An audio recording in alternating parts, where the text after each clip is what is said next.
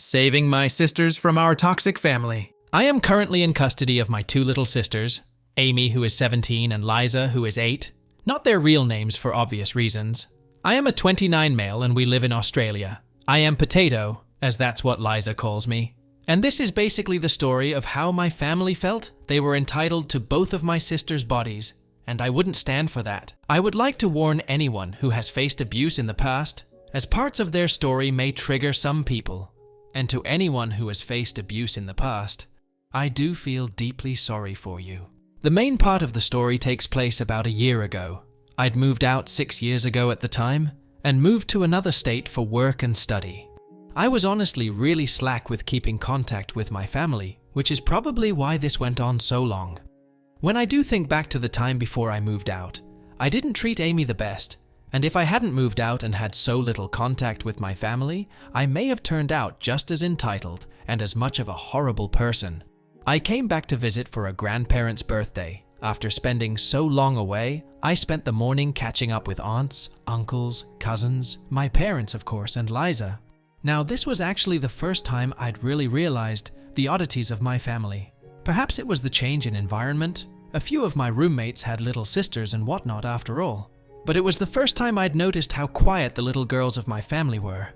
I guess I'd always just thought of Amy as shy and quiet, but my little cousins were so much the same. Polite, shy, quiet, and obedient, though at the time I brushed this off. After a few hours, I realized that Amy was nowhere to be seen all day. The party was at my parents' house, so this confused me, and I slipped inside to see if she was cooped up in her room like a lot of 16-yo would be, talking to friends or doing assessments. What I found is a memory that will haunt me forever. My oldest uncle on my father's side, laying over my sister, who was quite clearly in a lot of pain and struggling not to cry as he pinned her beneath him. I completely lost it as any brother would, shouting at him to get off her and out of her room. I scared the hell out of both of them, but in that moment, I was honestly ready to kill my uncle. Amy was pretty messed up in the head when I tried consoling her. She was covered in scares, had a rash that I later found out was an allergic reaction. She was allergic to strawberries. She didn't speak and looked at me as if she expected for me to hurt her too. Her room was dimly lit, the blinds taped close to her wall. All the things she'd had when I left were gone, leaving her bedroom feeling cold and empty, and to add insult to injury, she was a month pregnant. When I demanded an explanation from my parents, they, paraphrasing, said that it was my uncle's right, and my father simply pointed out one of my 11-yo cousins sitting quietly with her parents and told me to have fun. I stormed off back to Amy's room, quietly packed her a bag of necessities, and managed to sneak her out of the house and into my car before doing the same with Liza. Part of me wanted to get all my cousins out too, but my main focus was of Amy right now, who sat trembling in the back of my car. I drove them both to the closest police station to report what was happening. I'll skip most the details of the legal battle that ensued, but my family did not take kindly to being outed for what they were doing. It was a tradition that spanned generations, and there shouldn't be anything wrong with tradition. Amy and Liza were put into temporary foster care. Amy was wreck. To her, everyone could and would hurt her, and I got reports every few hours that she was having a panic attack. 3 of my uncles went to jail for a very long time. I got a fair bit of money out of a range of family members, full custody of both Amy and Liza, no enforced visitation to their parents. My parents had to pay for any therapy costs, medication, and medical needs for both of them. My family was torn in two by this, many of my aunts leaving their husbands with their children after finally having the courage to follow me. Uncles who had married into the family took their wives, who had also been abused, and cut off ties. I still keep in contact with these members of my family, and I'm grateful for their support and glad that my cousins are safer now.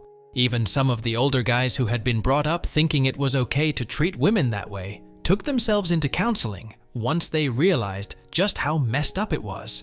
And I've had more than one instance where they admitted to hurting Amy and apologized, which I've accepted, as these cousins did their best to take their siblings or other cousins out of harmful environments. Now, I do believe some part of the ruling protected the younger men of the family, provided they see some form of mental health professional, as they grew up thinking that this was all normal, so they didn't end up in jail. but did end up on some list of possible sex offenders. Not entirely sure there. No one is sure who fathered Amy's child, but she had her pregnancy terminated, as we were told her physical and mental health would not cope with carrying a baby she ultimately would unlikely care for. She did consent at the time, and it was brought up by her psychologist once she was doing better, and she confirmed that she would have no love for the baby due to the circumstances which she fell pregnant.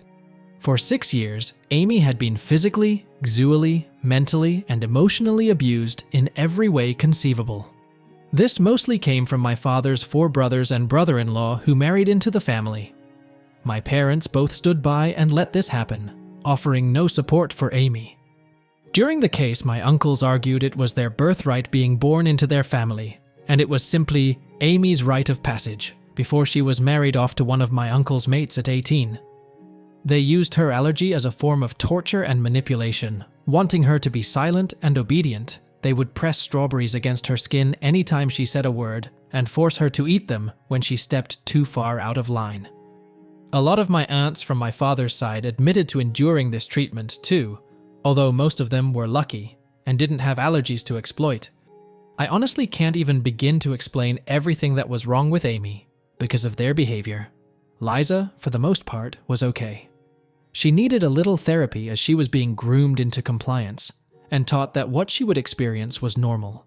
But Amy had completely shut down. It took 2 months before I could even get her speaking. She trusts me now, and we often sit down, and I let her talk and open up about whatever she feels comfortable to.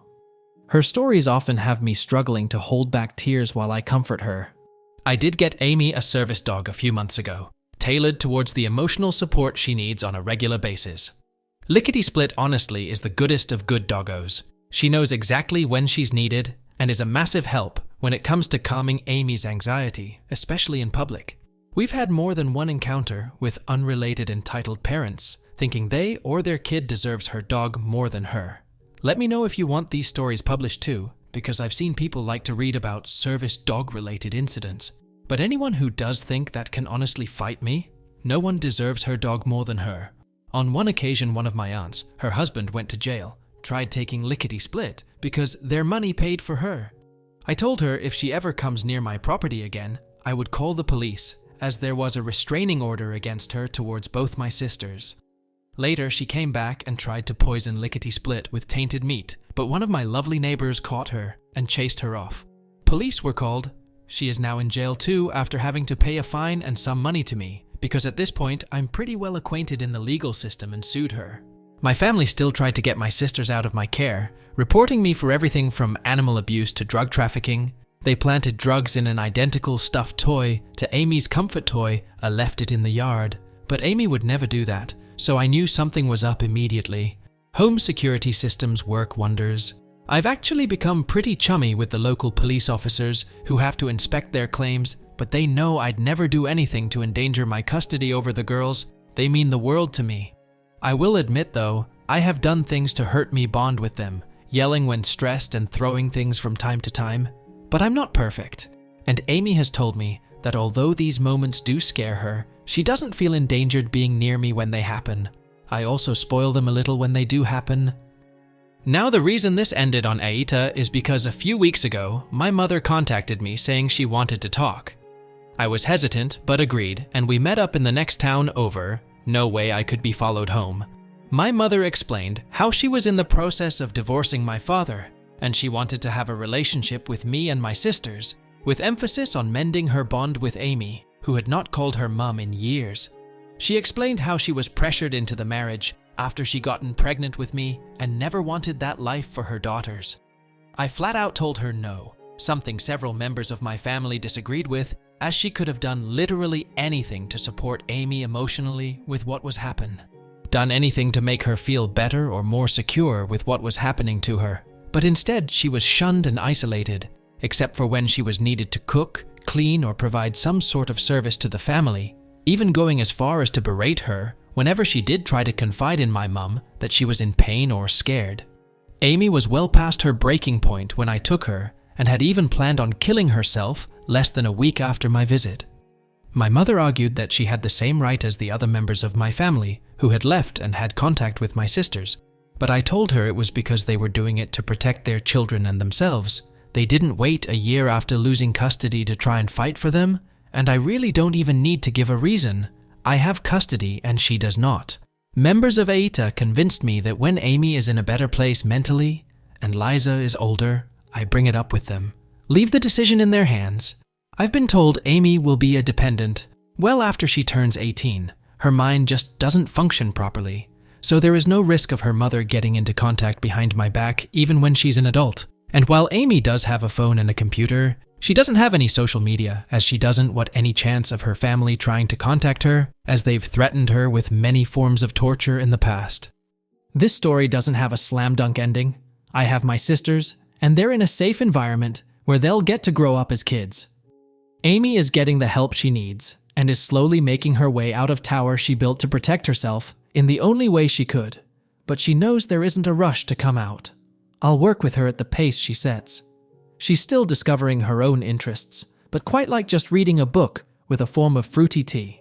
She also has a small collection of stuffed animals, mostly Build-A-Bear, that she adores and takes one with her everywhere. She's sensitive to texture, so the feeling is a comfort for her. And once a week, we sit down to try to find older bears she likes. We only have 3 Build-A-Bears on her wish list. And honestly, I've loved helping Amy discover herself. She lost a lot of her ability to think and feel for herself during this time, and watching her find her favorite book genre or her favorite types of music is a great feeling. Knowing how far she's come, and I live for the days she actually manages a smile.